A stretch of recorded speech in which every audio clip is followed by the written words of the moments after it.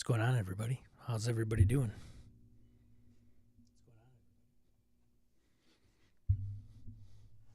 I decided to stream.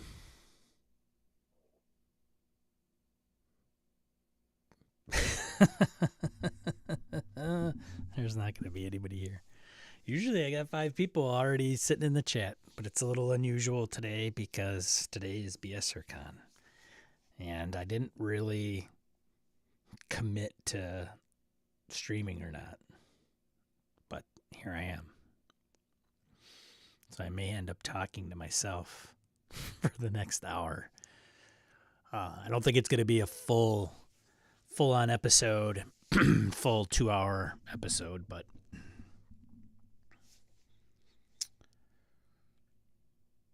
thought I'd get on here anyway and see what it's like, maybe.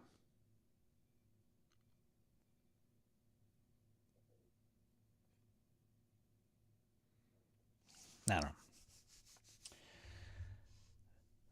know. So to BSRCon, for those of you that aren't familiar, maybe tuning into this after the recording, is an online convention that I've run. And the moniker, the name of the convention is based off the podcast that I used to do with my partner, Brett, for quite a few years. And the community became known as BSers, right? And so BS Landia and BSRCon lives on the community. The podcast sunset, but the community continues to live on. So it's kind of like the community online convention. And since it's a community that's distributed all over the world, you know, how else to play games with each other than to have an online convention, especially nowadays. Like, it's very practical. So yesterday, Friday, was the first day. So this is being recorded Saturday, January 20th, not June. Trust me, it's not June. But I played OD&D, a kind of a hack of OD&D, I guess, from one of our moderators, Jim. And he's got a zine out, actually, and he's doing some zine work, if you will. And Jim is very much I would say, old school kind of gamer. He appreciates hit armor class 0 and descending armor class, and he's got a couple interesting mechanics that he's toying around with that'll probably be put out in a zine in the future. And one of them is wounds. So moving from more of a hit point model to wounds. And another component of that is a saving throw. So rather than just have a standard, 4 wounds, then you die. So if you get hit and you take a wound, and you basically take 4 hits and you're dead, there is a potential for a saving throw. So if you make your save, and then that saving throw may be based on class or race or what have you. So some will have a better saving throw, or you can tweak a little bit of that and the wound based on the level. So I thought it was, I liked it. And the reason I liked it was because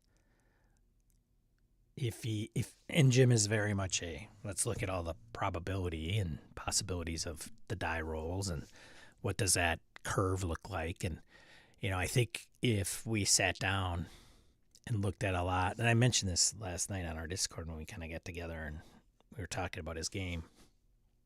If you sat down and recorded, I don't know, 100 different combats in a D&D type game,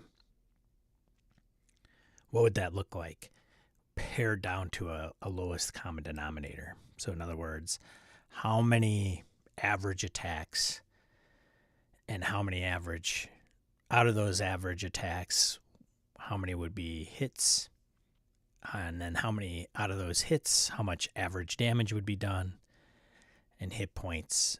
And then at that level, how many hit points would a player character have? And so instead of doing everything kind of like -3, -6, -4, -3, -5, you just boil it down to something maybe that's a little quicker to do and abstract it out into wounds. So I think he's onto something there, because I think he's got some this is why or how I'm doing it and some thought behind it, which I thought was pretty interesting.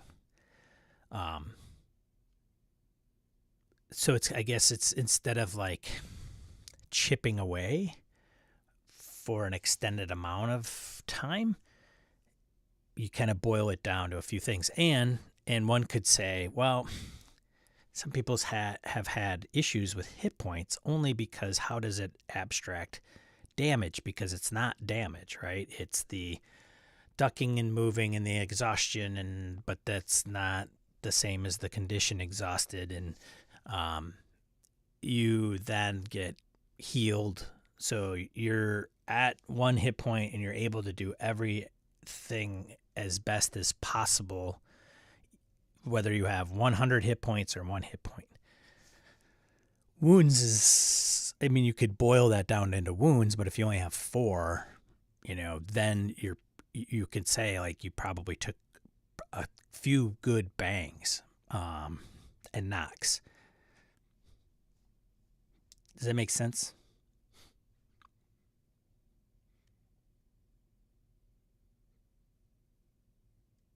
So, oh man, you know what? I have somebody, hold on a second. I think I did something wrong here. Let me double check something. I might have forgot to do something here. I don't think so, but you never know. Jeff. Sorry, man. Jason, good to see you guys. So I have so I have no wonder I'm like talking to myself and nobody's showing up, which is totally fine. But I didn't realize like I should probably pop this out and see if anybody's in there. And I'm like, why isn't anybody showing up? Am I really alone? And come to realize, hey, Jim, just talking about your game. Good morning, Jeff and Jason. So I apologize if you guys were kind of sitting there wondering why I haven't acknowledged you. So behind the scenes, I have a chat in OBS that's kind of there. It's a plugin. So when people join and they type something, it usually appears there. But that is tied to the YouTube chat. And if I don't pop out the YouTube chat, then nobody shows up in the OBS chat. Now they will. So anyways, Jim, I was just explaining a little bit about your game yesterday and the wounds piece and how I liked it. So yes, so that should be coming out from Dungeon Baboon. You can find Jim on Blue Sky at Dungeon Baboon. And so he puts out his stuff there. And then if you're not a member of our Discord, Jim does quite a bit of behind the scenes. He is a forum kind of dedicated to creation of zines. And so he's doing a little bit of that there. Hey, Phil. Yeah, I was going to sit out. So it's a little unusual. I'm like, so here's kind of the pickle, right? I'm like, well, I kind of need to commit or not. And I thought to myself, well, if people are going to play games, that's fine. It's kind of like this. Do I want to do this? I got to get up at 6 a.m. I got a few things to do this morning. And then I've got a game that starts exactly at 10. And then from 10 to like 3 or 4, 10 to 2, I think is the 4-hour Coriolis game. And then I have, I think I have an hour break. So I'm going to do a little bit of prep for my Foundry VTT seminar thing. So it's kind of like if you've ever done martial arts, physical fitness, whatever, they say the day that you don't want to do something is the day you should do it. Like if you don't want to go to the gym or you're not feeling up to it, or, if you're like a martial artist person and you're like, I just really don't want to go to Kick Punch tonight, then that's the night you should go. So I figure today is that Saturday morning. And frankly, kind of part of me is like, well, let's see who shows up and I'll just sit here and ramble. And this may be only an hour, and I absolutely did zero preparation. Now, I've said that in the past, but it's easy to pull up Ian World and kind of go through some of the news that they've come up through the week. I've like zippo. So up until I realized people were in the chat, I was literally talking to myself. So.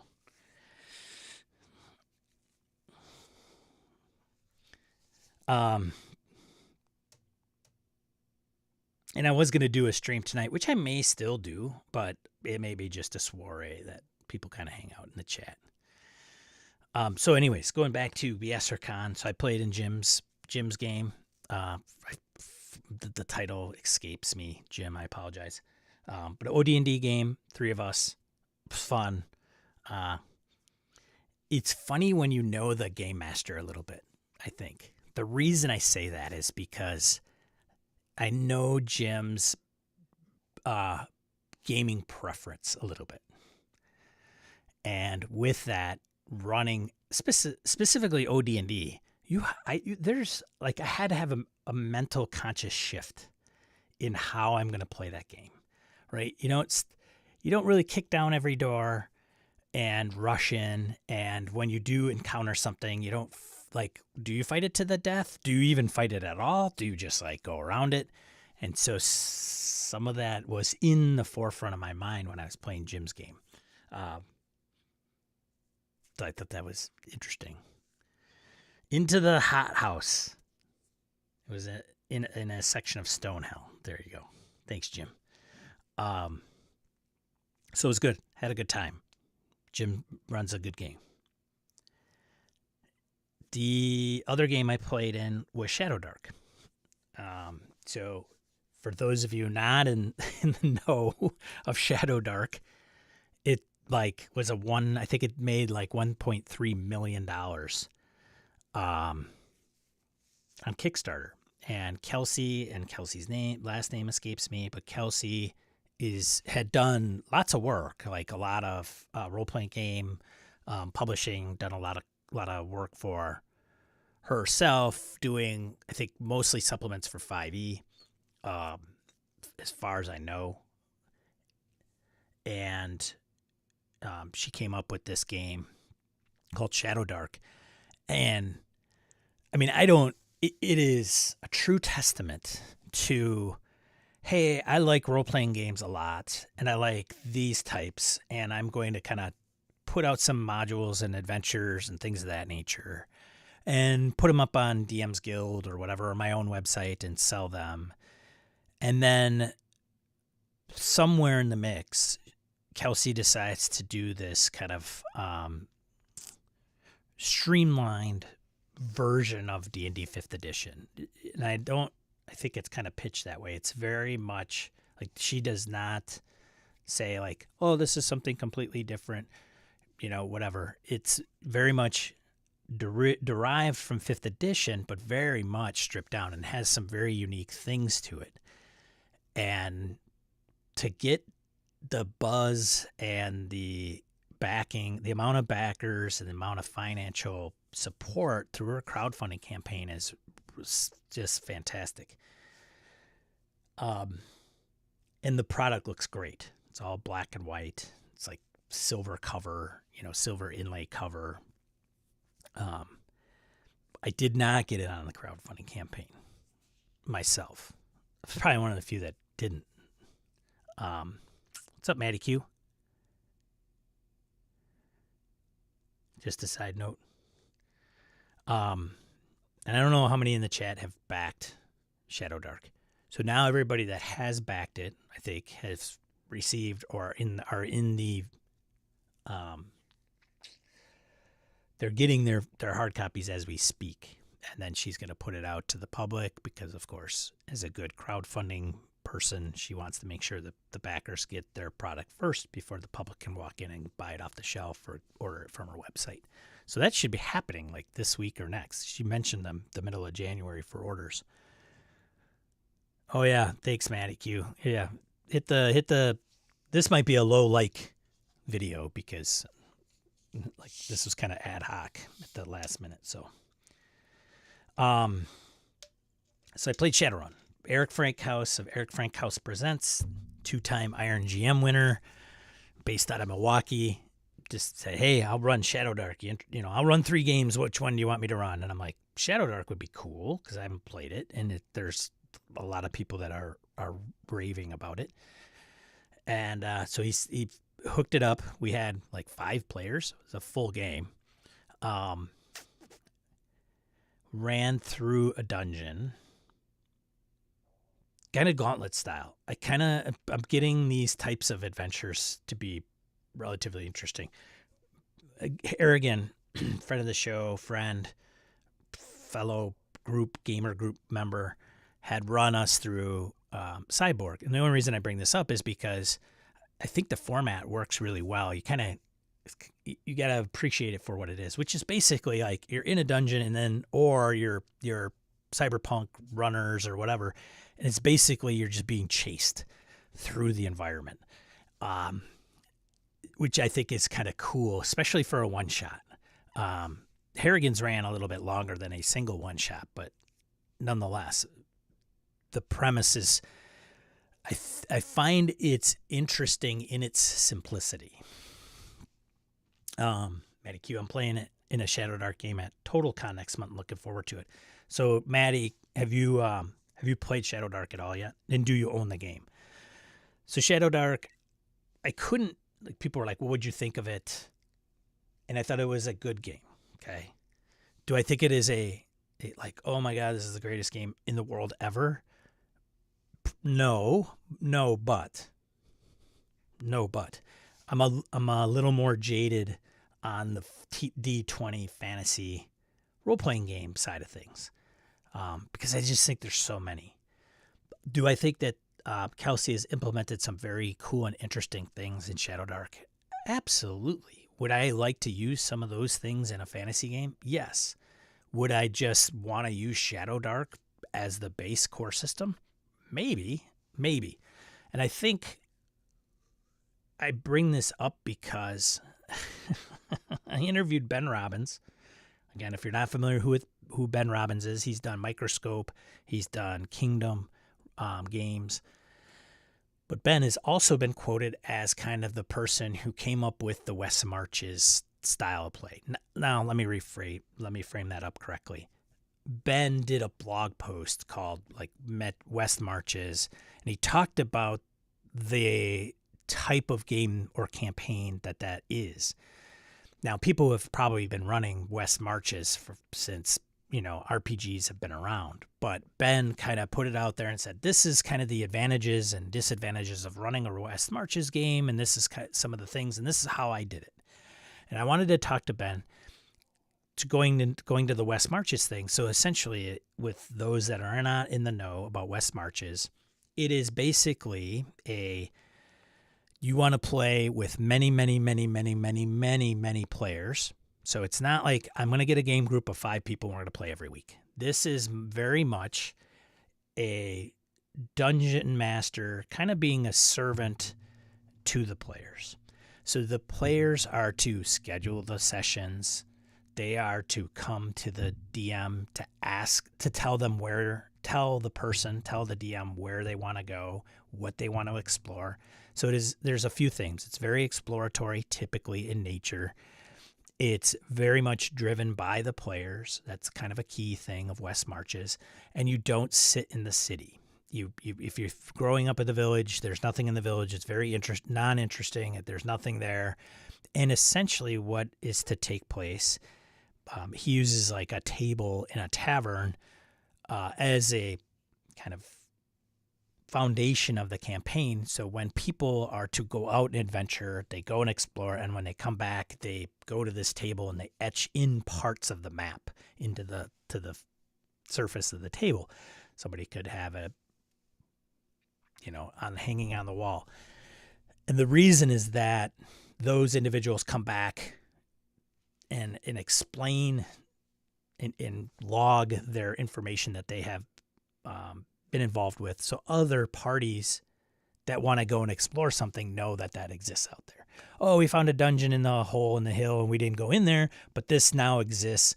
Put it on the map. Now it becomes there and part of the campaign. Rinse, repeat.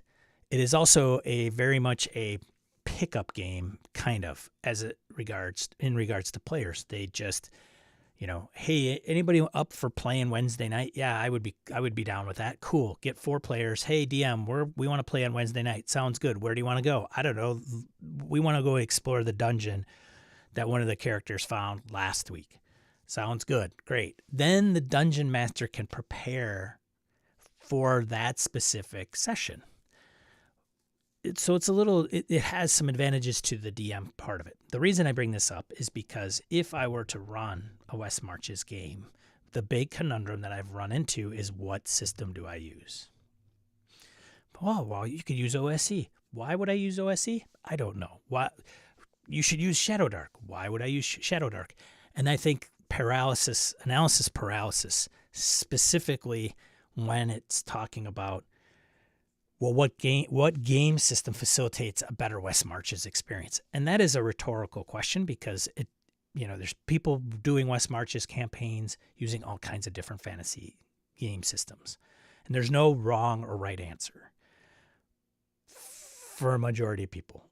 But for me, it is like, I don't know. Do I do this? Do I do I'll run OSE, but I played Shadow Dark and I really like how they use torches. So Shadow Dark, going back to the original kind of premise of this little kind of rambling, is like, if you go, I guess you're dungeoneers, there's a name to them, I'm sure, but you go in and you're going into dark places, obviously. And torches are a big deal. Light sources are a big deal, in which they should be. I think sometimes it's funny how we play role-playing games, and some of the nuances that I think are, you know what? I've played 20 different sessions of Forbidden Lands or Castles and Crusades, and you know what? Torches just weren't a deal. Like, the DM's just like, of course you have a torch. Of course it's lit. It doesn't matter who's in the room as long as the party's in the room. And if they're in the room, then it's lit up. And it, sure, there's dim light and there's ranges, but and frankly, full disclosure, it's not like I'm playing fantasy RPGs every week. So it's been a long time, consistently. And when we played Forbidden Lands for over a year, we didn't get into too many dark places.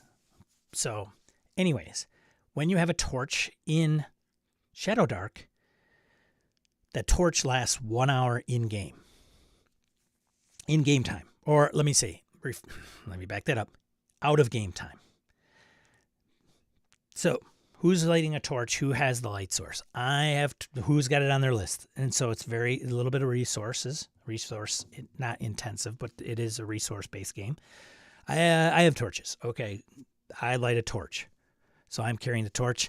So Eric, the DM, literally pulls out a timer, and he's like, I keep my timer right here. Click start. That's it. If you do multiple torches, he's not going to reset the timer necessarily. He's just going to kind of consolidate them all. But that's it. And when that timer goes out, your torch is going out, and it's going to get dark, and that's it. And when you're in the darkness, everything you do is at a disadvantage. So it Shadow Dark very much relies on the advantage, disadvantage, straight roll type of system. And the DCs are relatively set, okay? I say relatively. I think it's 9, 12, and 15, I think, are the DCs. And, 9 is something relatively simple, 12 is hard, and then 15 is very difficult, complicated, whatever. But your modifiers for your abilities are pretty low. So it is hard to roll high in that game. So going to Shadow Dark, there's that component. There is the magic system's a little unique too. So for example, if you're a spellcaster, you roll a spell check. And you have a base number plus your spell check modifier. Sound familiar? And you roll. If you do not succeed, you lose the spell and nothing happens. So there were a couple people that were not in favor of that. If I cast a spell, I want it to work.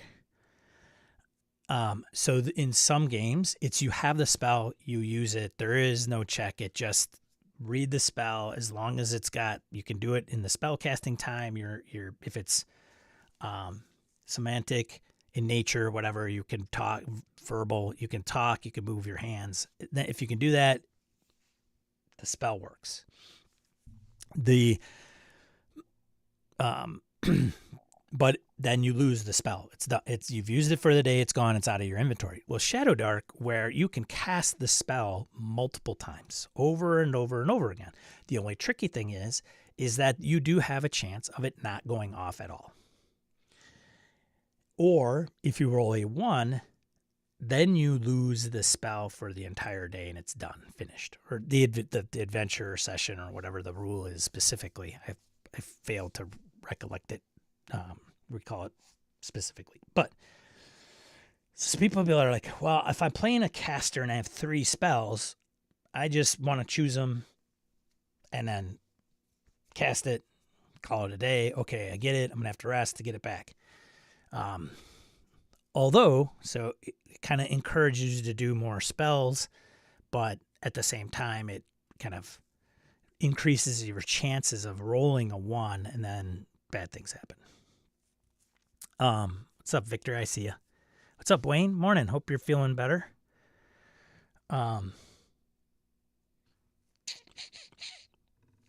Maddie says that, no, I haven't played. I was looking forward to trying it before buying it. I like her modules, however. Interesting. Okay. Jim says there are a lot of D20 fantasy heartbreakers out there. I'm told they have differences, but I'm not so sure. And Mirko said that exact thing last night. So Mirko joined the Discord after a game last night. And he's like, well, there's, fantasy heartbreaks, right? And I'm like, is that? So I've heard that term is not a bit on the edge of not so positive, I guess. But, I mean, that's what it's been known for years, right? The fantasy heartbreaker. Let me give Augie some treats here. Just a second. Come here, Augie. Come here, bud.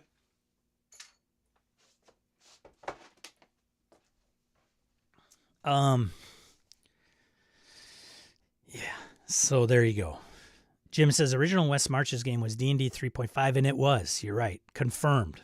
Because I asked Ben that. Ben, I was so intrigued about some of the nuances outside of the blog article, and yeah, his original campaign was 3.5. And the logic behind it was everybody knows the rules. So it's easy to, like, if you want to walk somewhere, it's in the rule book. I don't have to explain it or house rule it and then have somebody reference it. Like, everything's in the rules on the player side. Hold on.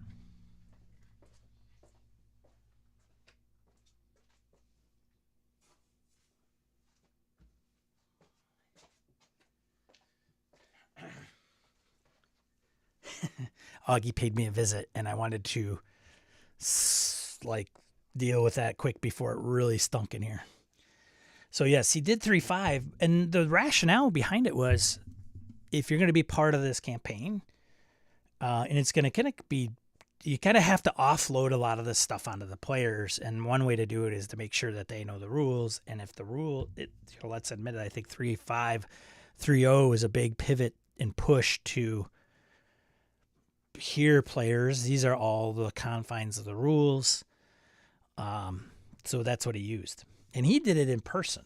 So I cannot remember how many he had involved. I think he said in the interview that I did how many, I don't know if it was, 12 or 20, but 12 were kind of more consistent than others.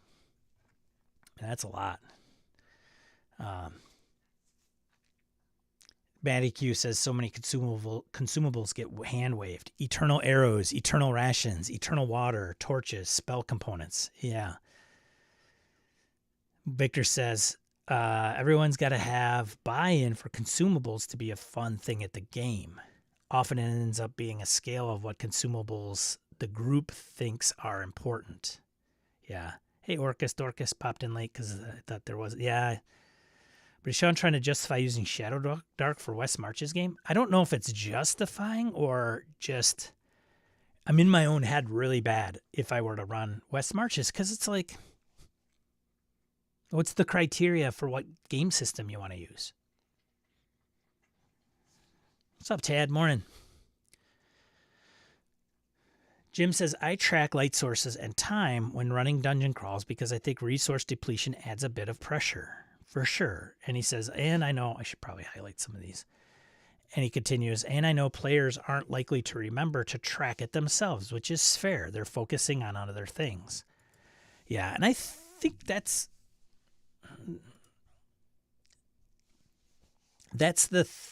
there is the big argument about, look, man, I don't want to track encumbrance. Look, man, I don't want to go and count my arrows like little dots and crossing them off.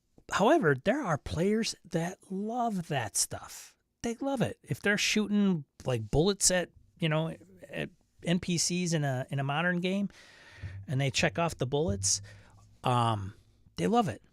Or if it's the never-ending laser gun in Star Wars, but you have an epic failure, the power pack goes dead.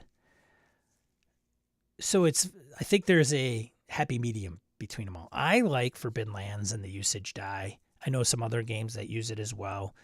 So you have D10, D8, D6 of arrows, water, food. At the end of the day, you're going to eat. And you're going to drink water. So I need a water and a food roll. And if you roll a 1 or a 2 on the respected die assigned to that, you go down a die type. Every time you go down a die type, you have an increased chance of running out of food or water. So that's one way to do it. Some other games may be very, very similar, if not ripped right out of there. And frankly, Freely could have ripped that from another game. It's starting to get so, like who do you attribute to anything? It could be a little difficult nowadays. And who came up with what when? So Orcus Dorcas says, well, my general opinion about West Marches is it's primarily about exploration, which to me includes resource management. So you definitely need a system that has some sort of aspect of that. And I would agree. There's got to be something there. Because I think if you look at West Marches, it's not a political intrigue game. Like if you run a political intrigue game, the players are interested. They're like, oh, political intrigue. Got it. Game of Thrones, talk bad about this guy, plot this person's demise, work behind the scenes, lie to their faces, da-da-da. That's the game. Cool. Yeah, there's going to be some combat as well. Maybe some, back alley ambushes. Fantastic. Okay. Got it. Sets the tone, blah, blah, blah. I'm in. Knights Black Agents. I'm going to be super uber agent person, Jason Bourne, and I'm going to peel back this vampire conspiracy that they really exist, and I'm going to... What did you do down there? I'm going to keep an eye on Augie. And that's like, okay, I'm in. I'm not, what is it? Tinker Tailor Soldier Spy espionage, Cold War, more like scenes that don't involve violence and anything like that. It's a very cloak and dagger. Nope, Jason Bourne, turn up to 100. That's what you're super, super, super competent. The appeal to the game is kind of unraveling that and then being super competent. So I think with West Marches, you're right. It's like going out there and you have to have an element. Okay, obviously there's going to be an exploration component to it. There's probably going to be some combat to it. And it's going to be, you got to handle, so how do you facilitate or how do you highlight those to be a little bit more interesting? And then you throw in the resource piece. I'm a role-playing gamer. It's like, would I want to play a West Marches game all the time? Me personally, maybe not. But you got to, this is what it is. Like, you're not going to have the political intrigue, Sean. Oh, okay. It's truly exploration. Oh, explore, go find out what's there, loot the dungeon, go find something else. Maybe you run into an NPC and then that spurs dialogue.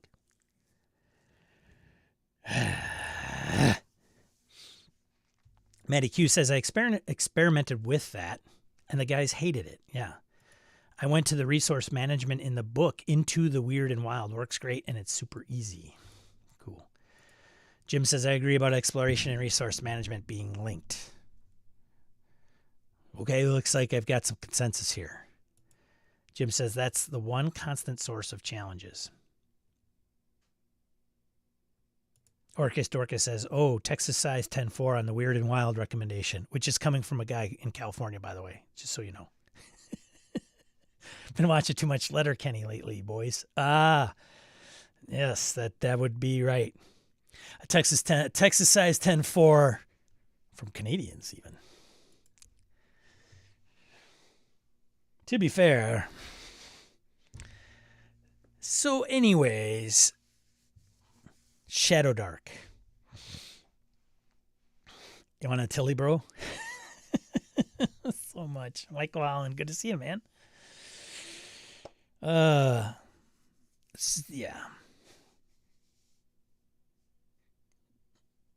So, Shadow Dark, fun.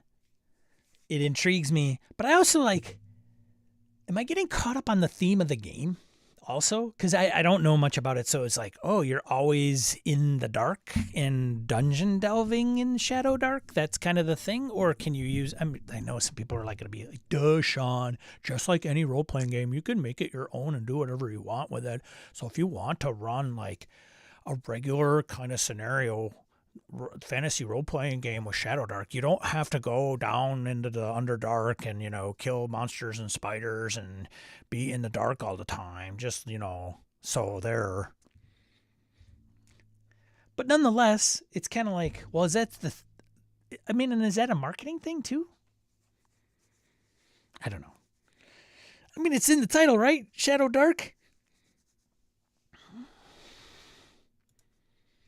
I'm telling you, I get way, way inside my own head for some of these things. Shadow Dark.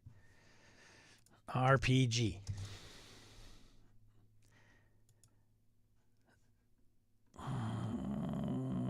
Oh. Shadow Dark. Modern redesign of classic fantasy gaming.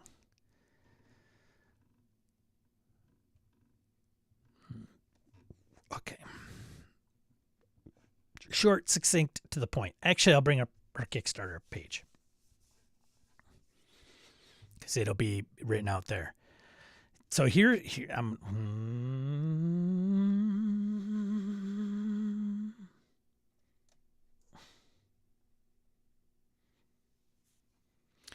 In Shadow Dark, you and your group of crawlers use magic, steel, and wits to delve into mysterious ruins, lost cities, and monster-infested depths.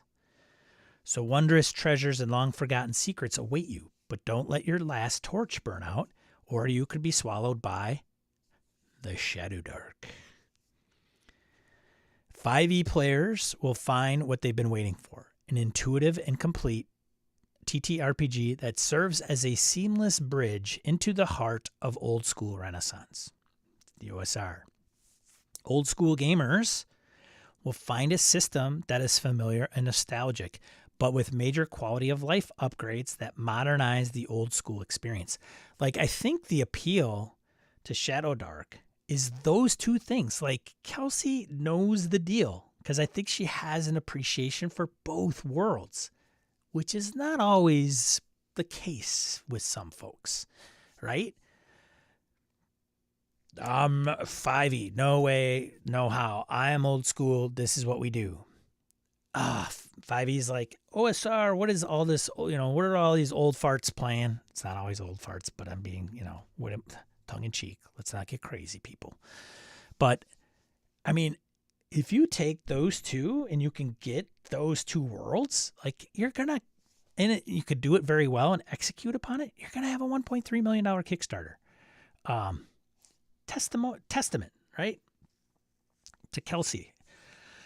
So she continues, your legend awaits, crawler. Lift your blade, light your torch, and plunge into the unknown depths of the Shadow Dark. So for me, I'm thinking, okay, it's got to be dungeon delving. And that's going to get right? Like, Sean, what are you doing, dude? Just run a game. Exploration, use Shadow Dark. They go into the dungeon. Yeah, okay. Like the torches aren't going to come into play above ground during the light. Probably in nighttime they could have torches, but nonetheless. Does that make sense? This is how I think I sound sometimes.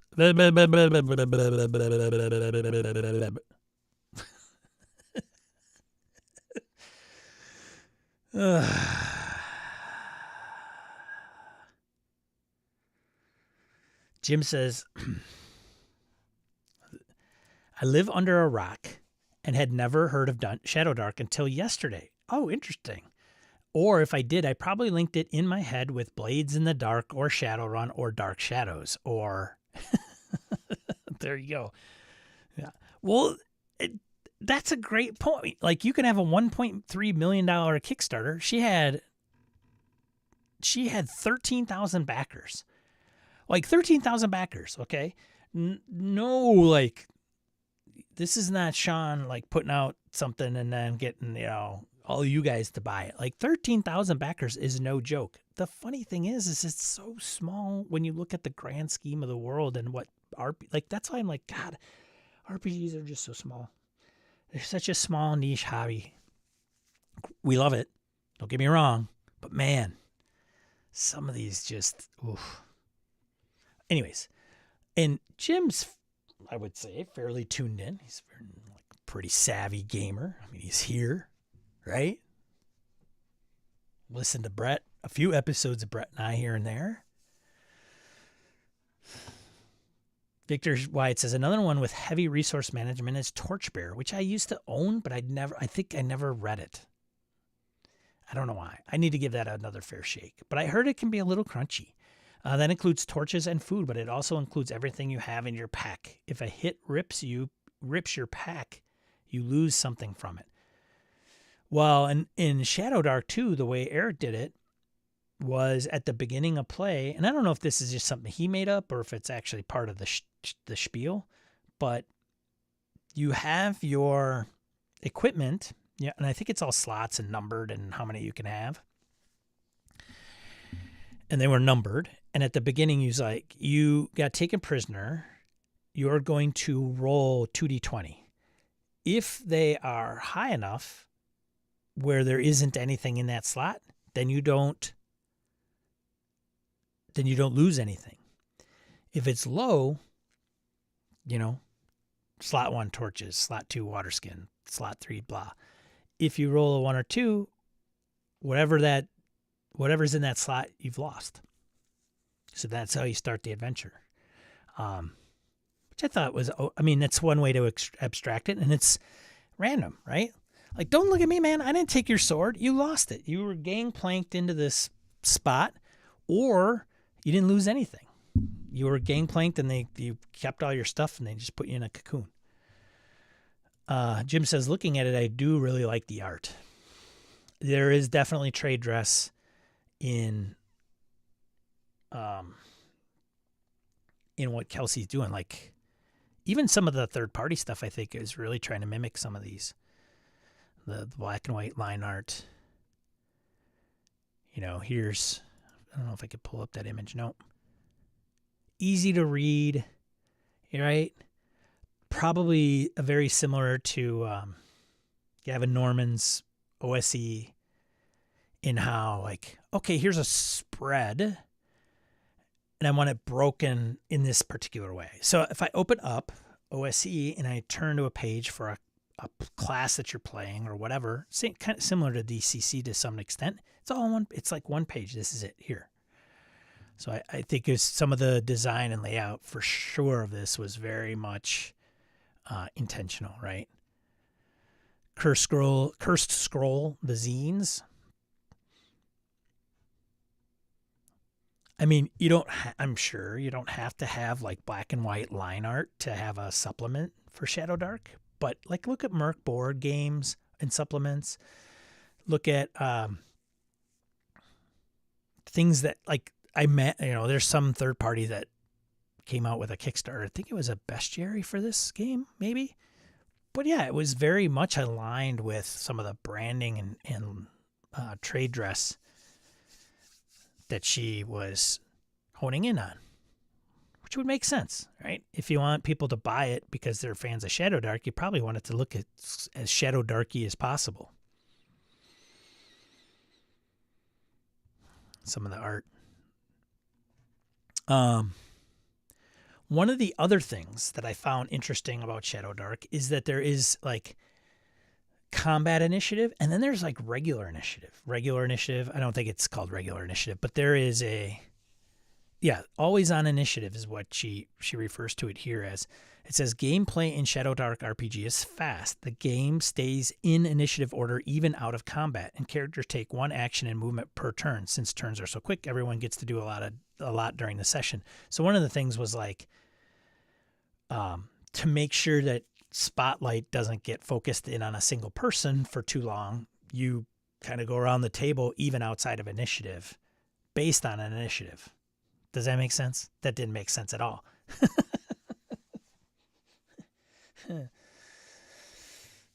Which is, I think, not a bad thing either, because sometimes we get people that are shy at the table, and you get Sean in there that's overpowering the group, and Sean's like, hey, la, la, la, la, la. And then the DM's like, well, hold on a second. You went, you're good, even if it's not combat. Okay, you went, your turn. Okay, now it's Orcus Dorcas's turn, because he's the quiet one.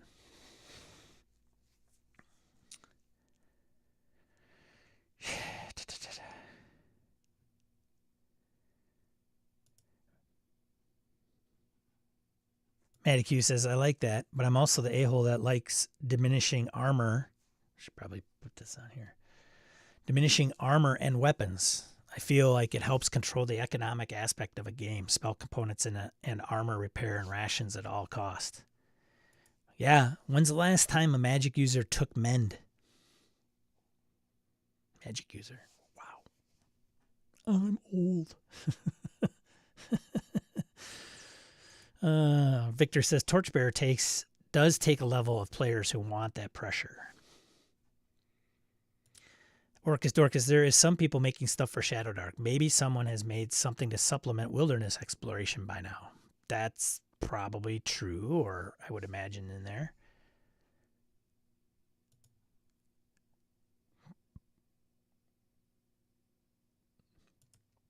Matty Q says, yeah, I use Weird and Wild for my Simba Room game. Interesting.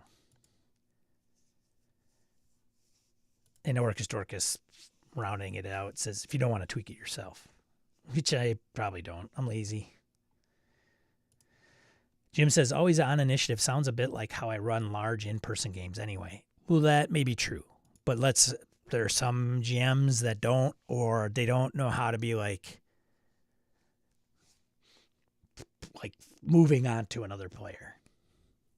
They do. They want to try, but this is system. This is mechanized, if you will, right?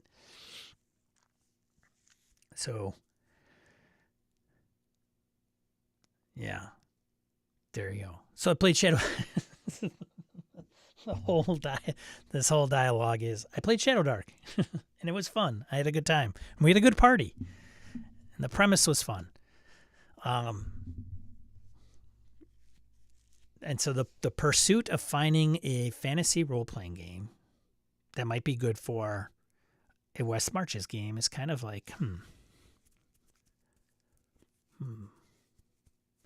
I mean, you can believe it or not, but, I haven't looked at Pathfinder 2nd Edition.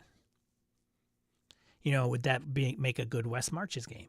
And do I care if there is a level of badassery or customization? Brett used to mention how he would play AD&D and he'd run it for his group and they would have fun. He'd run, White Plume, not White, was it? Yeah, White Plume Mountain? No, yeah. Super, super deadly tetanus, whatever, save or die. And then his guys in his group would say, hey, this is kind of cool, man, but can we go back to Pathfinder? They wanted to play 1st edition Pathfinder. And in their oh boy, hold on a second.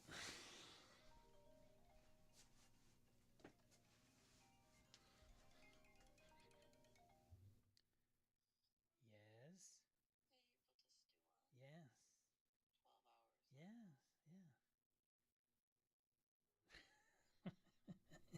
My wife reminded me to put the stew on. Because if I don't, no food tonight. Or not cooked food. Where was I? Pathfinder. So Brett's group.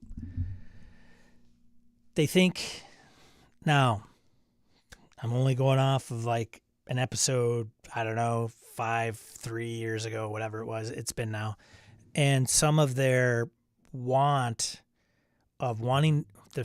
their desire, if you will, to play Pathfinder is because they felt that if they made a particular character in Pathfinder, because of all the different options and feats and things of that nature, that would be a unique character custom build. It's kind of like, hey, I'm going to make a car.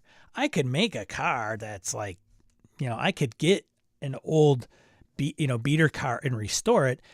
And when it's done, it's a restored car. GTO. Great. But they want to make their own car. And so I think that is an appeal to some folks. And some people's desire not to play a game like Pathfinder, maybe because of that reason. Like, I don't want, okay, they're going to, in my game, play a fighter, but they're playing their fighter, and they're playing that fighter their own way. And so through play, it is a different fighter than more of the mechanics system pieces that go into something like a build in Pathfinder. Okay. To each their own, no problem. One is not better than the other. It's a preference. I mean, I could run West Marches doing 3.5. We're going to go old school. We're going to go old school, man. We're going to roll out 3.5, bruh. And just run that. I don't know. I get on this West Marches kick all the time. It's always running through my brain. It's like, well, it's never going to run itself. And I bet you there's a lot of people that have 3.5 books. Or they gave them up. But you can always get them. But that'll also turn people that aren't interested in doing 3.5 away from playing West Marches. So it's a weird conundrum. How do you cater to as many people as possible? I don't know, man. I don't know. Victor says some GMs don't realize that they have tendencies to lean on certain players for what's happening at any moment in a game. I could see always on initiative helping with that. Well, right. When I run, Jeff, I don't know if you're still in the chat, but if I run, he's always got my attention. Always. He's always priority at the table. It's just the way it is. And it's not because of him. It's because of me. Like, he's like Dean Witter. When Jeff speaks, everybody listens. That's because of Sean, not because of Jeff. I'm kidding. But it's true. Like, a lot of different personalities at a table. And you're right. You got to kind of spread it around. And those game masters that like do it inherently, like Jim, great. That's great. Poor Sean Manicue says, keeps trying to talk about West Marches, and we keep derailing to resource management. Worst fans ever. No, not at all. I think it's a huge component of it. But I mean, do I like in 3.5 say, hey, if you don't have spell components, you got to go out there and get some? And how is that managed? Because I don't think 3.5, it's been a long time, but it doesn't strike me as a resource management heavy game. I know it can be. It doesn't take much to do it. K-Rise, good to see you, man. Trying to decide between Shadow Dark or 5 Torches Deep for my West Marches game this year. Thoughts? Oh, look at you. So I started reading 5 Torches Deep. I probably read more of that particular game than Shadow Dark, but I haven't read much. So it's not like, oh, because I read one page of 5 Torches Deep does not make me expert. Makes me expert not. I do think and know that Five Torches Deep has a role on coming back. Like there is an emphasis. Harrigan was mentioning this. Like it was very much. There is a Wes Marches thought or style of play when it was being developed. And one of the components of that is when you're making the return journey. In some Wes Marches games, of course, you're going to be like, oh, you're going to go back now. It's the end of the session. You guys are back. In Five Torches Deep, there's a roll. And I think each player rolls. And based on that roll, you could come back with everything, come back with a resource lost, gold, weapon, something's lost, just by a roll. And it's to basically simulate or consolidate, abstract the return journey.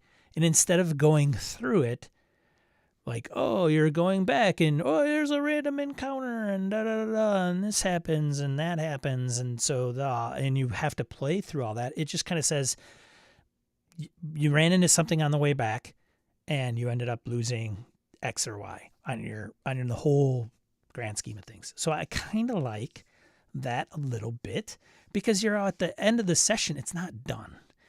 You have to go back, but you got to make this roll because some of the stuff that you had when you left may not be coming back with you.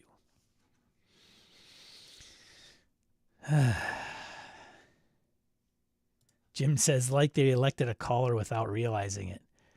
That's funny. Going to the reference about the person that kind of gets the spotlight. Yeah, for sure.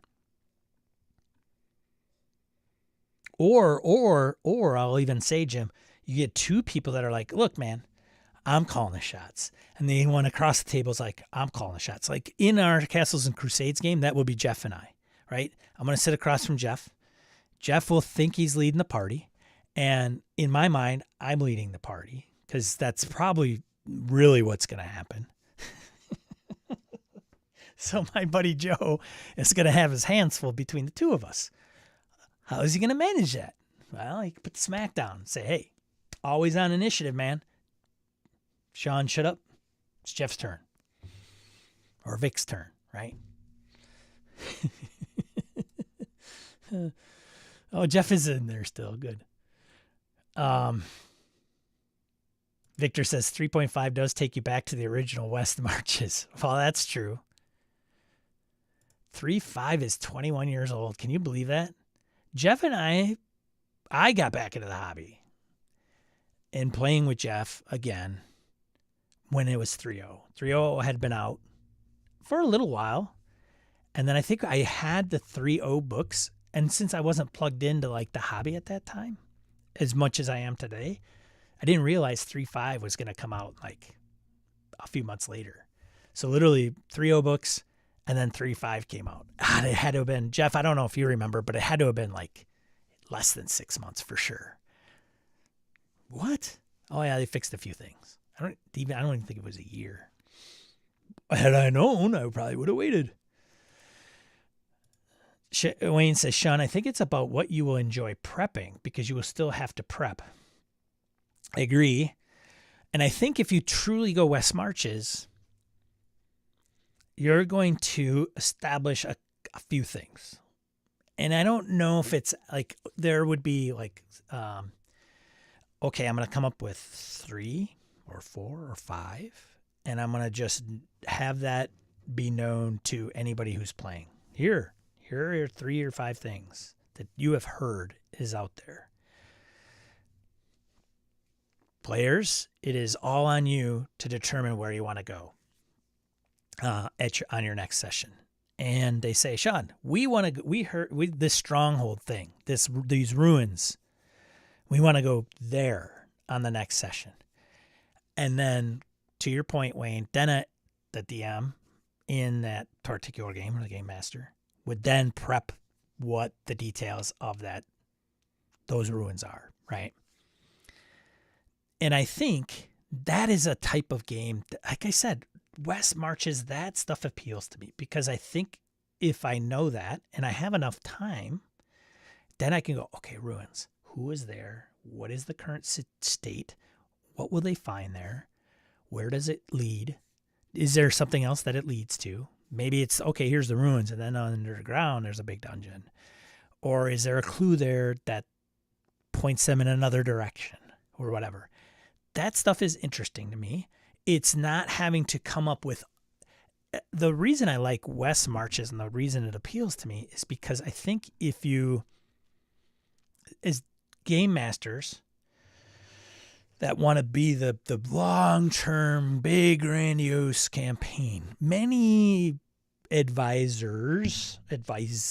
people, bloggers, YouTubers, game masters, community members will say, don't create the whole entire world. Don't start with like, here's the world and everything in it. Start small, close to home, little bits and pieces. And then through play, the world becomes bigger and bigger and they get more knowledge and everything.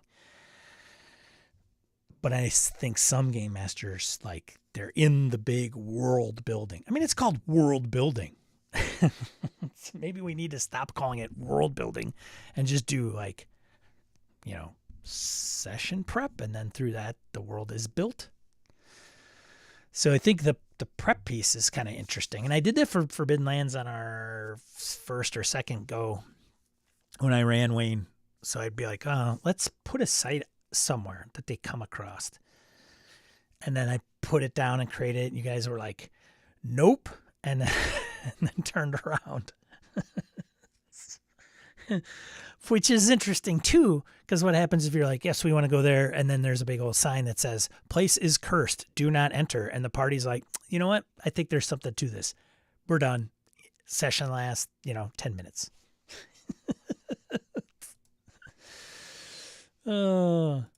K-Rai says, other question for the group. Which software program is best for running a West Marches game?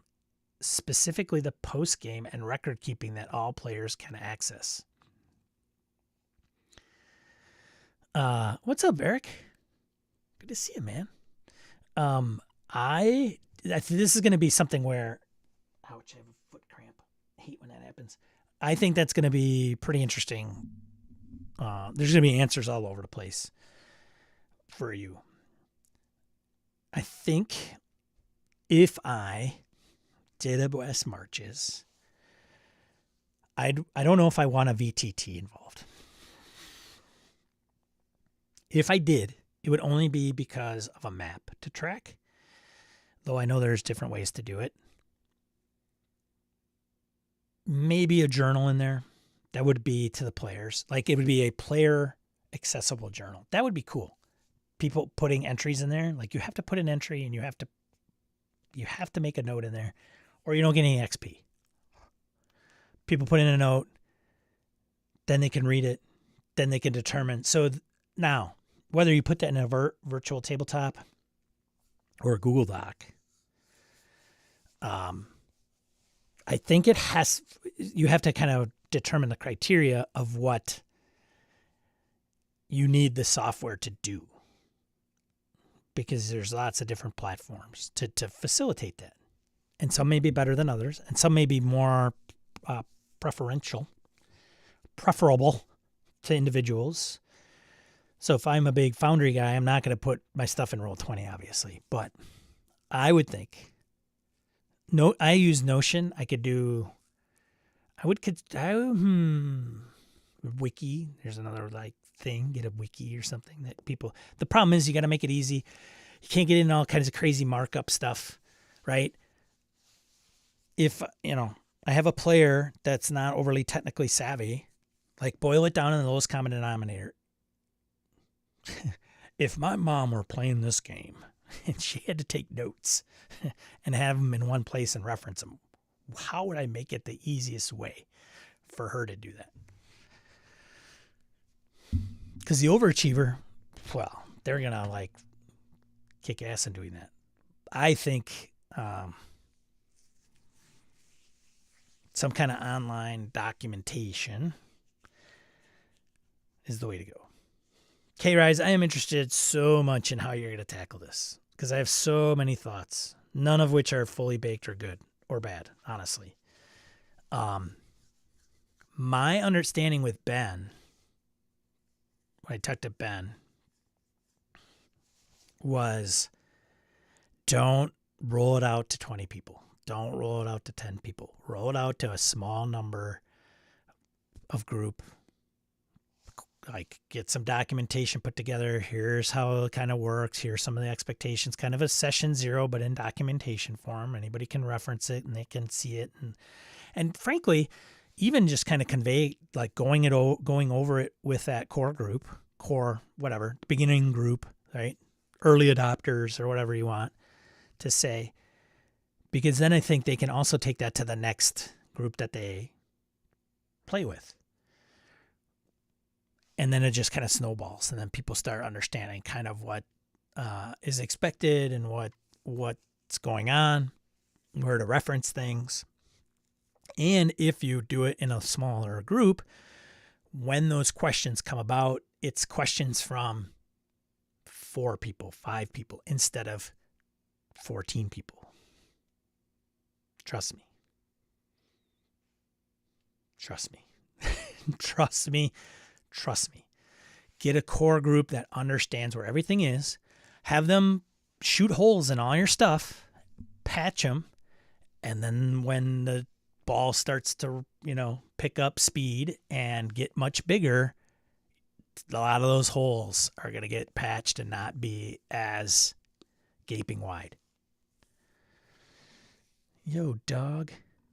3.5 is not a good West Marches game, in my opinion. Better for epic quests. Fair. Ben used it in his original. I agree. I think there is that type of, and I'm telling you, when Ben told me he used 3.5, I was like, you're kidding me. No, he used 3.5. All the rules were there. They could look it up. They could figure out how, like, if it took them so much time to get to someplace, they could look it up. I didn't have to tell them. They didn't have to ask me, which is a kind of a thing, right? Now, there's other games that lay that out. Like, if you're going through forest and it's, X amount of miles per hex, and if it's rough terrain, it's going to take you double the amount of time. So there you go. K-Rise escape dungeon rolls sound like a great way to wrap the session. Indeed. Dream the dream, Sean. Dream the dream. I'm sure Jeff is talking about something I referenced earlier. I'm not quite sure exactly which statement, but probably about me leading the group. But it will make great role playing. Of course it will, Jeff. Hey, Jeff, nothing could stop us at the table. Nothing. Not you and I. No way, man. There's not a monster in a monster manual that could stop us 2 players. Joe, forget about it. His days as a DM are over.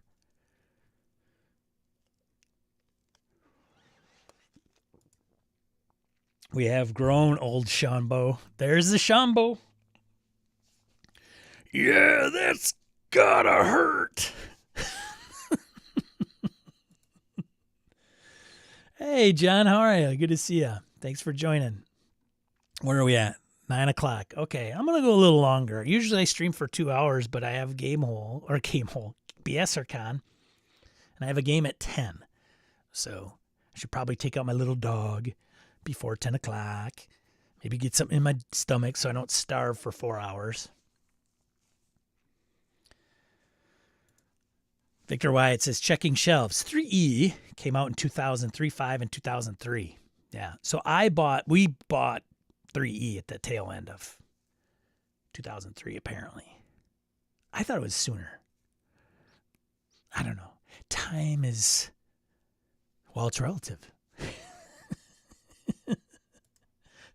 Wayne says, Sean, we love the shit out of that beach. So it's so funny. Wayne's reference, for context, inside joke, is they were venturing in Forbidden Lands. And in Forbidden Lands, there's the journey, right? That's a component of the game. There are sites, and that site could be a lone tower. It could be a massive, huge ass dungeon. A site is a kind of place that is a little bit more fleshed out than something you would run into willy-nilly through a random encounter on your journey. Okay. It's like more of established. There's components and kind of details around that particular site. And then there is, what else am I missing? There is the stronghold, where people can create a stronghold, and there's things that go into managing a stronghold. So those are some of the elements of Forbidden Lands, the game. So I thought, well, one of the things I haven't done is put in a site. And in the game, there are tables that help you create a site. So you can roll on the table, or you can pick from the table. And I picked, I went through it, and I'm like, okay, it'll pose a question for one of the things. And so you can just come up with your own and say, okay. And so I did that. And those guys, I'm like, okay, you see this kind of massive tower up ahead on this hill. You get there. Of course, there's dead bodies around the ground. They go in, they look inside, and it's just racked up like knee high in skulls. I'm like, nope, we're out of here. So I go, now, I didn't take 3 hours to come up with that site, which is nice, right? But you got to kind of like, why is it here? Is it occupied? When would it have been occupied? Does it look run down, or is it newly built? When would it have been around? So you got to get those details, because then it'll help you describe what's going on when they come across it. And those guys are like, nope. Foop. They boogied out of there. And when they did, they went back a few hexes, which was on this waterfront. And so they're like, we're going to make camp here. And they stayed for one entire session, I think, right, Wayne? Maybe, yeah, at least almost one full session on the beach. So Harrigan's character goes out and fish. Her fishing line breaks. One goes and hunt, and somebody got stuck in a trap. Made camp, put it on an anthill, like just. I said, all right, so what are you guys going to do the next day? I think we're going to stay here again. I'm like, fantastic. So what did you prep, Sean? Well, I guess I prepped you guys staying on the beach for like 2 days straight. Sean ditching the VTT, that's big news. There's a few reasons. One, I want to make it very easy. I do think VTT kind of character sheets, like clicking and it just doing things, is kind of good. But, I don't know. Here's the deal. It's going to be video, voice. Be dice at your table. I will trust you with your rolls. Bring your character sheet. And then I'm going to convey it to you, and that's it. And if I need to do, like, Eric Frankhouse used alchemy for Shadow Dark. Now, whether I use alchemy, it's another VTT, but all he did for that game as a game master is have maps. One huge map, but it was like paneled. So if you got to the top, it's a scroll. Instead of scrolling up and up and up and up, he had them kind of like one after the other. So it's like you're up at the top of one page, you start at the bottom of the next, and you're still going up and up. It's kind of a continuation. But all he did was just like, here's tokens. You each have your own token. You can move around the map, kind of like what you did, Jim. Exactly what you did, as a matter of fact. So that may be the only reason I use the VTT. Because it is kind of I have a graph paper in front of me. I'm going to draw, okay, Sean, you guys are standing at a T section. You want to go left or right? We're going to go left, okay? Draw left. 1, 2, 3, 4, 5 squares. 1, 2, 3, 4, 5, 6 squares. It's going to go to the right. Put it down on the table. Okay, this is what you see. This is where you are. Now what do you do? Okay, I guess we go up, we go right. Okay, grab the map. That would be the only reason I'd use like a VTT-ish. And I know there's some like owlbear would be perfect. I don't know how, like if it's like you create a game, it stays there forever. State-wise. Yes, down with VTT, Sean, the great campaign of 2024, back to the paper and pencil revolution. Well, then, because I don't want it to become like, oh, we're gonna play a session. Oh, how does this how does this work? Oh, I can't connect. Like, I get it. Like, hey guys, okay, all right, settle down, you two. Especially Phil, because he's like probably jumping all over and squeeing to death. Squee, squee, squee. Because Phil hates VTTs. I think that's accurate, right, Phil? I'm not misspeaking for you. Damn, But it is say, like, if you're going to run a 3-hour session, you kind of got to get to the meat and potatoes, and you just want it to work. And so I think audio and video is the way to go. Done. And if I can share my screen, okay, I'll take it off the players. I'll share my screen, blah. But if they don't, he says, then it's usually harder to make them work the way you want than if you start with a more general purpose application. Agreed, yes. Hard copy on the small group start. K-Rise, still talking about West Marches. Hey, Ben, good to see you.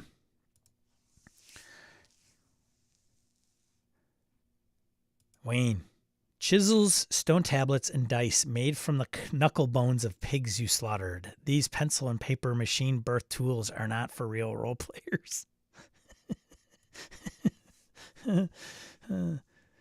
Jim says the original West Marches game wasn't a hex crawler either. I don't think so either.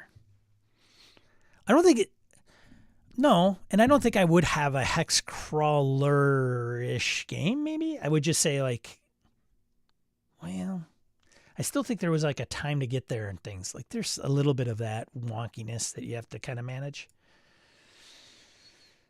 Quick BSCon question. I wasn't going to make it because my dance card was full this weekend, but last-minute changes opened up in some time, and so is registration closed. So no, I think I turned Badge Reg back on because one person came in and was like, hey, what's up with this? Actually, I delisted it from the public listing. So it's still out there. I opened badge registration back up. Please do me a favor though, Chris Dorcas. If you're going to want to play some games, just make sure the games are available that you want to get into. Don't sign up for a badge and then like, oh, there's nothing to play. And then you're, because I don't want a refund. No refunds, man. So I just want to make sure. And if you want to partake in and hang out in the lounge with people, you don't need a badge. But do look at the events first. And if you want to get into that specific event, then buy a badge, then get in the event, and then you'll be fine. Because there's a lot that have dropped. Even the Conan 2D20 game tonight, Gabe had 5 slots full of 6, and now he's down to 3 slots full of 6. And that's at 8 p.m. Central Time. So 6 your time. How do I know all these the time zones people live in? Jim continues, I found that I like basic VTT for maps and maybe dice, but I don't like having to enter tons of information into them. Probably why a lot of them I have paid options for game data. That's why a lot of them have paid options for game data. Yeah. Owlbear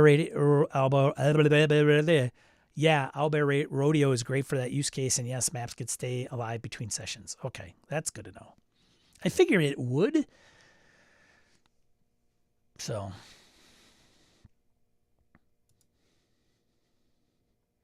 I could see, well, it wouldn't matter what you use. Oh, hey, John says VTTs are tough because they're all built for the wrong thing. How so? Please elaborate, John.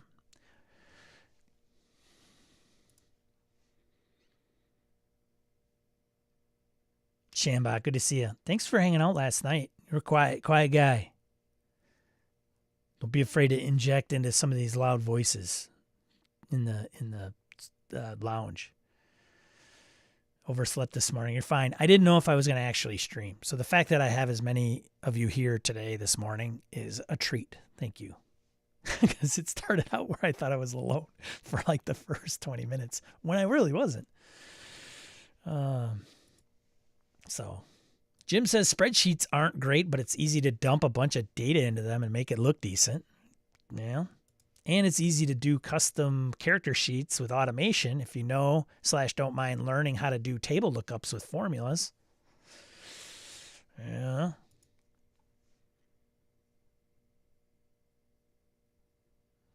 All right. Well, have fun, Orcus Dorcas. Always good to see you, man. Besides me busting your chops behind your back in the lounge one year. Don't I feel like a schmuck? That Sean guy's really an asshole. I can be. Jim says Albert Rodeo is great. I love that players don't need to set up an account to join. I would definitely consider Albert. And I'm a big Foundry. I'm doing a freaking seminar and talk on Foundry today. So I'm a big Foundry guy. But you gotta pick your tools for the right audience, I think. John says online play. Here he goes. So he's referring to the previous comment on virtual tabletops doing some of the wrong things. John says online play is about the camera and the mic. VTTs make you choose between looking at data and looking at the people who play. A VTT should overlay data with the people you're playing with. Yeah, I would not argue that against that. Of course, you're right. You're right. If you get down to the role-playing game piece and we get to the roots of role-playing games, I would agree, wholeheartedly agree. I do think that there are some elements of a VTT that can make it easier for players or game masters, but it could be at a trade-off. And I equate it to this. If you get the Dungeon Master that is big on Dwarven Forge, right? Oh, I got Dwarven Forge, set pieces. I got all of them. I bought every set from Stefan. They're in bins and bins and bins in my basement, and I got to get these to the table. And it's so good. It's so crazy. It's so awesome. And you put those out and you lay them out, and your players jam on that stuff. That is a particular style of play and presentation, even in person, where I think if you take that to the virtual side, it's not much different.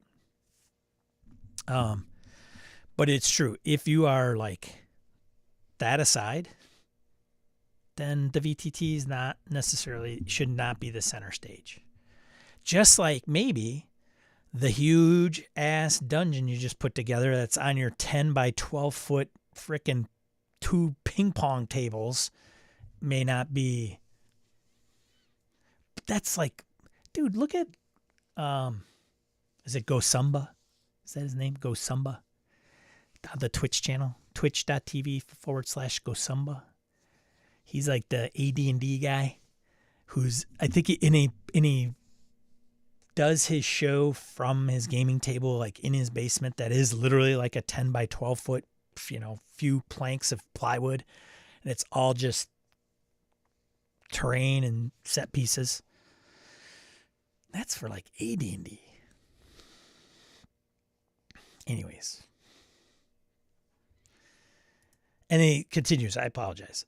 John says, augment and overlay, don't hide and obscure. John says, I want my VTT to be a Zoom plugin. Ooh, interesting.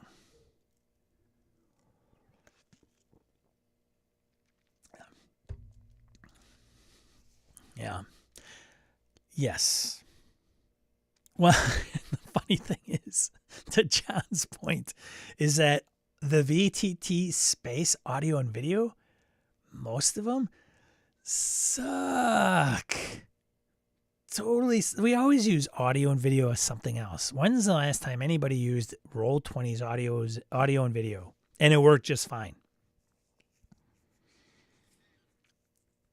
So I get it.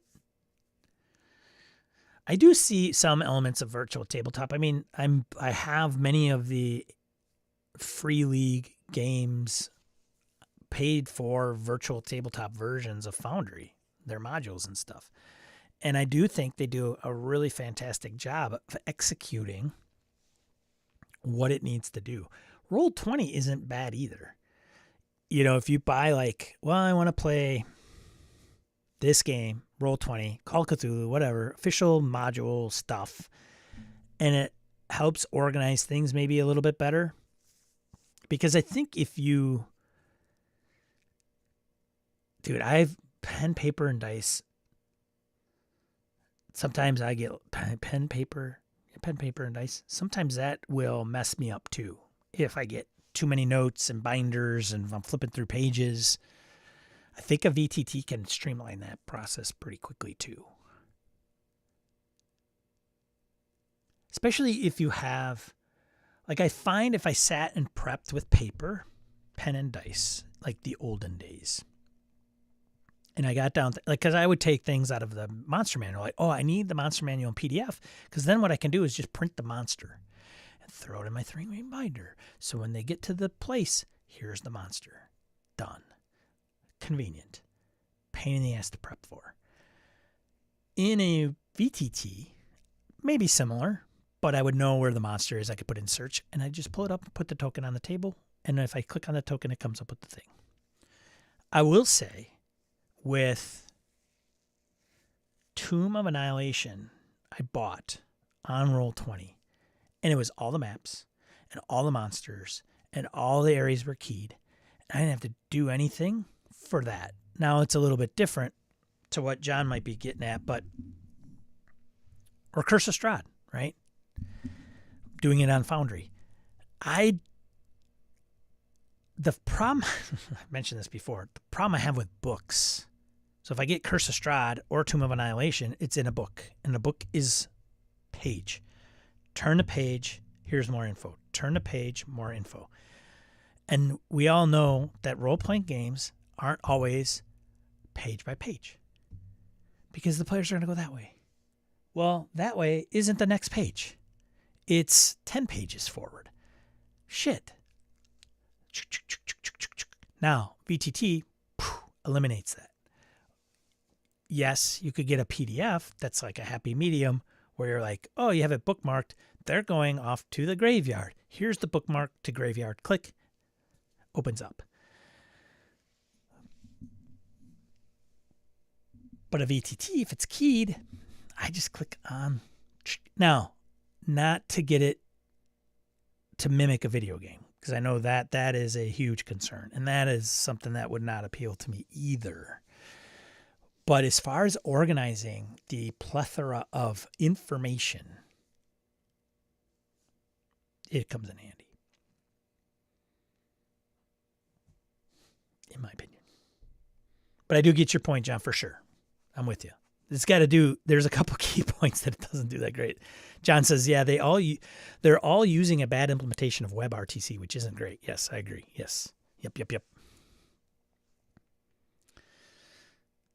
Jim says, I always use Discord for AV. Pop out the video into a separate window and place it place it next to or above the VTT.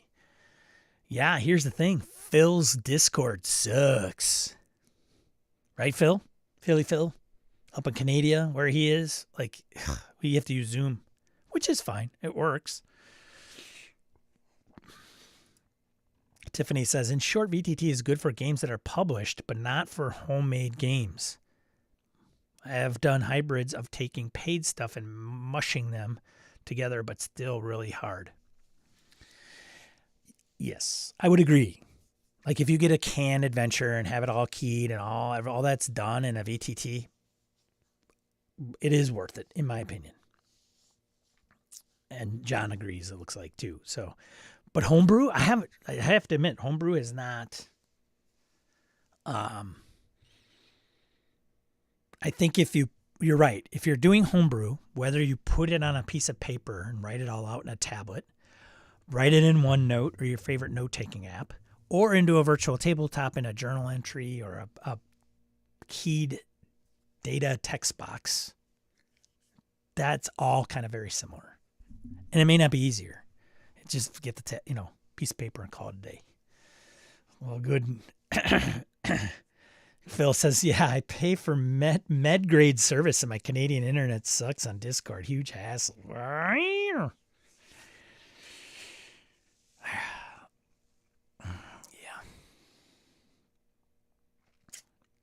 So, yeah, good talk today, huh? Good talk. So I have to get to Jeff's house, not today. I have to get to Jeff's house to play Castles and Crusades. I wasn't able to make first session. That sucked. That really sucked that I wasn't there. And then we're playing Basin. That should probably be wrapping up in, like, I would imagine 2 sessions. And I don't know. I don't even know what we're playing after that. I don't know if we've decided. Have we, Phil? Wayne? And then I think I'm gonna play NBA, Knights Black Agents, in a Dracula dossier game, weekly. So we'll see. That could be interesting. I don't know when the last time was when I was in a weekly game. Were we weekly at one point? I don't remember. Wayne and Phil. Like, have we always been? I think we've always been every other week. That's what's going on in Sean's gaming world. Orcus Dorcas says, one thing I like about VTTs are the rules compendiums and sheets that make running games with a bit of crunch easier, such as Warhammer Fantasy roleplay and also the coming DCC. Phil says, nope, no idea what's coming next. And to your point, Orcus Dorcas, some of those Free League stuff, it was funny because we would think that, oh, here's the character sheet. And we would click a die, and the die roll failed, and therefore you'd have to subtract something off of your sheet, right? Because the sheet isn't dynamic, right? You click a button, it rolls the die. But everything else isn't related. Until we realized, wait a minute, I had that in there, and then I failed the die roll, and now it's not in there. So it's automatically doing that. So we had to, like, realize when they would do an update that it actually automated some of that stuff. So to your point, it's like, you know, Phil says, weekly Dracula dossier game? You running? Oh, man, I'm playing, dude. I'm playing. So the gentleman who posted, he's like, hey, I'm going to think about running this Dracula dossier. Anybody want in? And I said, well, well, I'm curious. He's like, yeah, it'd be weekly. And I said, well, I can't do it every other Thursday. He's like, do Tuesdays work better? I'm like, Tuesdays would work better. And they don't play every Tuesday. Like, you always have 1 or 2 people that are missing on a Tuesday, so it'll get skipped. But skipping 1 week, that's not a huge deal if you're playing every week. So I'd be playing.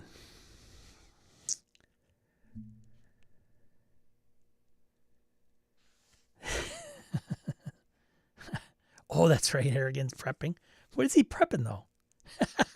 I think he had like 5 games he wanted to run, right?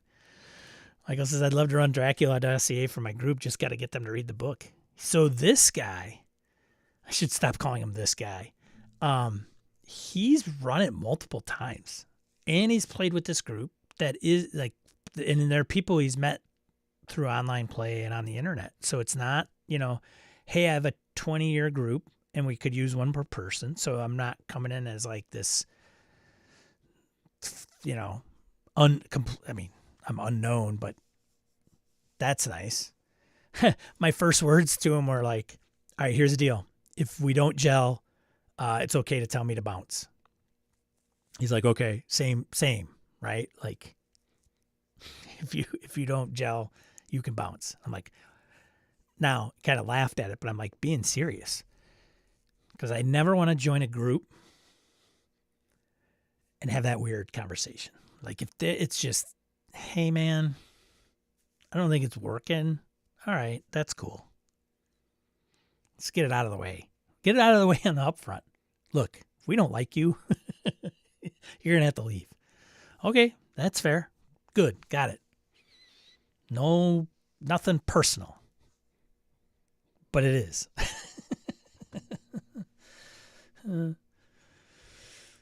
Yeah, no idea what Harrigan's cooking. I don't think he knows either. Good luck with the gumshoe system. Yeah, Phil's not a big fan of gumshoe.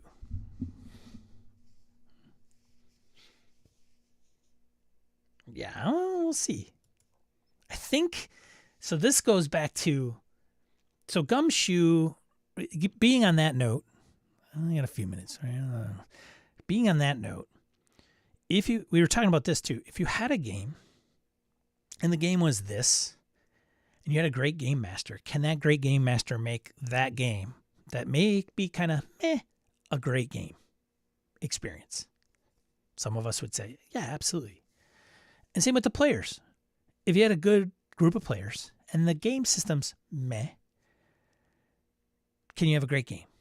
Yes. I think Laramie was trying to frame that up last night, but I don't know if he was being as succinct as we probably needed him to be. So I think it is a very much I'm going to make the best chocolate chip cookies. The ingredients may not be the greatest, but I'm going to put it together, and when it comes out, people are going to love it. And I think that's kind of, hey, let's have a little analogy going on. RPGs are like making a good cookie. Would you agree? Because I think it goes like, well, I don't know if I'm a big fan of insert role-playing game here. So going to Knights Black Agents, do I think Gumshoe system is the most awesomest mechanics in the world? Maybe not. It's a D6. Sometimes we need a little bit more than just one die. Hey, D20, yo. Right? There's no difference, right? Spend a point, don't spend a point. It is intriguing. I like what it's trying to do. But being Uber and then being a world traveler, peeling back a conspiracy and knowing that Dracula is trying to take over the world, I think I could chew on that for a little bit. We'll see how it goes. Tad says, my remote crew played weekly for a year at the start of the pandemic. It was great. Been bi-weekly since. Nothing wrong with bi-weekly. Orcus Dorcas, oof. That Dracula Unredacted Player side book is a hard read. The font and the sidebar scribbles hurt my eyes. Dude, you should read the campaign book. The campaign book, 3-column? Like, I'm not even talking about the rule book. I think the campaign book for Dracula Dossier is even smaller print than the original, than the NBA rule book. It was, like, dude, I got bifocals, man, and it hurt. Like, I'm old, but damn. Pelgrim just, I don't know, they're trying to keep it under a certain page count or something, man. It was like, I gotta say, there are some games out there, like Shadow Dark, for example, that are like, it's got to be easy to read. It's got to be good layout. It's got to kind of facilitate this, all black and white. Like, dude, there is so many things that go into the, and here's the thing I can appreciate with folks like Gavin Norman and Kelsey and some of these other individuals that have put together a game, like it or not, the amount of details that they have to consider when doing some of this stuff. Wayne, you put some stuff out. Phil, you've put some stuff out, you know. Some people, I'm going to go get the template for something on DM's Guild. They've got stuff, right? Community templates. You can download. Free League has them. I'm going to download that, type in all my stuff, put it out on drive-through for sale. And that's fine. And that's great. And some of them are awesome. But some of these things are like, I think we have to have an appreciation, whether you like the game or not. You have to appreciate, like, they did it this particular way, and I can tell they intentionally did it this way. And because of that and the whatever that is, whether it's a one-page spread for a character, race, class, archetype, whatever, that's it. It's right here, done, finished. Pick 2 from this table, pick 3 from this table. Here's the different traits. Here's what your archetype is, done, picture, finished. Like, that is fantastic. Tad's going, yes, players and GM can have a great time with even a broken system. Yeah, especially if you all commiserate on it, right? Like, oh, ooh, that was rough. Oh, man. Yikes. Wayne, there he is. Lots of decisions for layout. Not easy, right? Jim, typography and layout is important. It's a skill that not everyone has. I mean, if you look at Cyborg, there's a lot of people, Merkborg, Pirateborg, the Borg. People are like, too much. Like, I can't. It's too, like, and I get it. Again, may not be your preference or your cup of tea, but the layout and design, Cyborg, I don't think there's a single page in that book. Correction. Maybe at the beginning, when you open the cover and there's a table and it spreads 2 pages, that may be the only 2 pages in the book, maybe besides the back inside cover, that are relatively the same. I think the rest are completely different, unless it's a spread, which is there's a lot of spreads in there. But it is like neon cyberpunk crack like art layout, and it is intense. I don't think I would even be able to come up with it. Like on my craziest acid trip, like I wouldn't probably be able to come up with some of it and still have it make somewhat sense.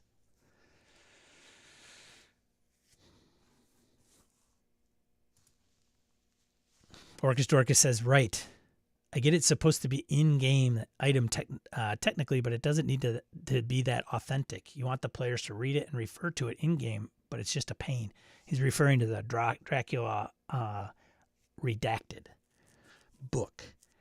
So in the Dracula dossier, done by Ken Hite and team, Rob Donahue, what's his name? We should probably find his name. Yeah, Garrett Hanrahan? No. Yeah? I don't remember. Anyways, Dracula dossier, the premise is that Dracula and Bram Stoker, that is real. Dracula exists in real life. Bram Stoker was an agent, and he wrote the book to make it as if he was a fictional character. But all the characters in the book are real, and they took the actual Bram Stoker's Dracula and crossed out things and put things out in the margin and handwritten it all out. And all those details play.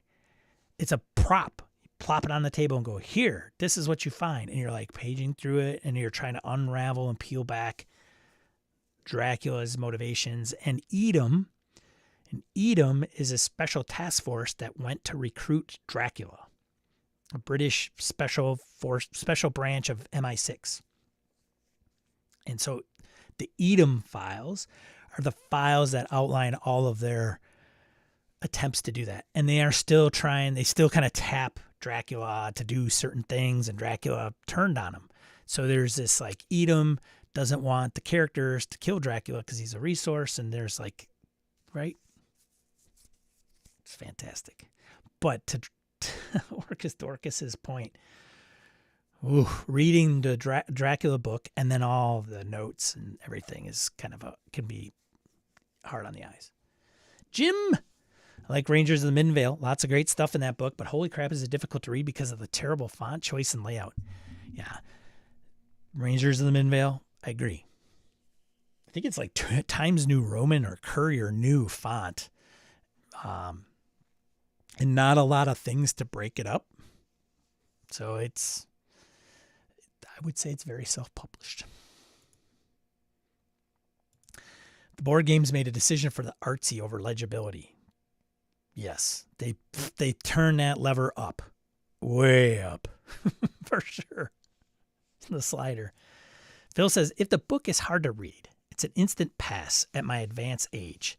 Ease of understanding is now a big deal for determining games to buy, run, and play. Knights Black Agents is a pass based on that. Okay, all right, Phil, we got you, man. We got you. It's all good, man. It's all good. Tell us in the chat where the bad book touched you, Phil. Too funny. Wayne says 100% Jim. Rangers is unreadable.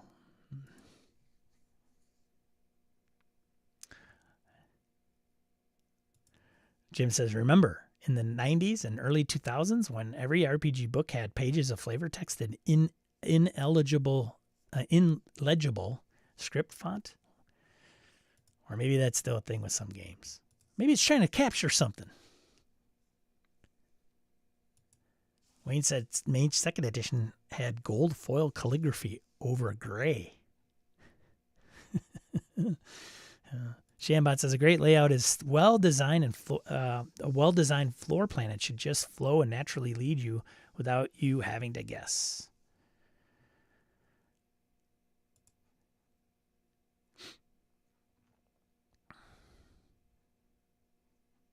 Yeah. All right.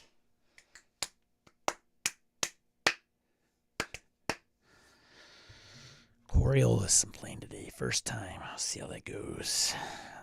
Michael is, I heard, a top-notch Coriolis GM. His first game, his first convention game, though.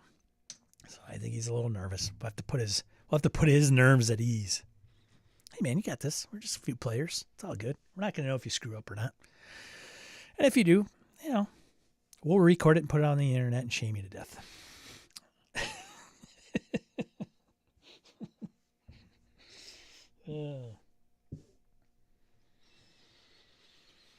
So, yeah, there you go, folks. There you go. Thanks for joining. Much appreciated. I really do. I'll give some homage to some folks here. So, yeah, Foundry today and Coriolis, and I think that's it. I don't have a night game. There's room in the Conan 2D20 game at 8 p.m. Central Time. I may get in that. I don't know. I may just be hanging out in the chat. If anybody wants to join, I'll probably be hanging out there.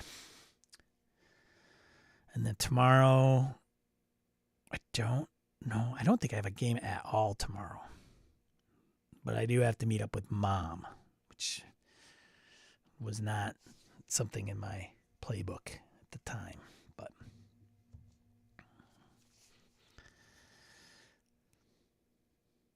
oh boy. Yeah, I'm glad you guys stopped by.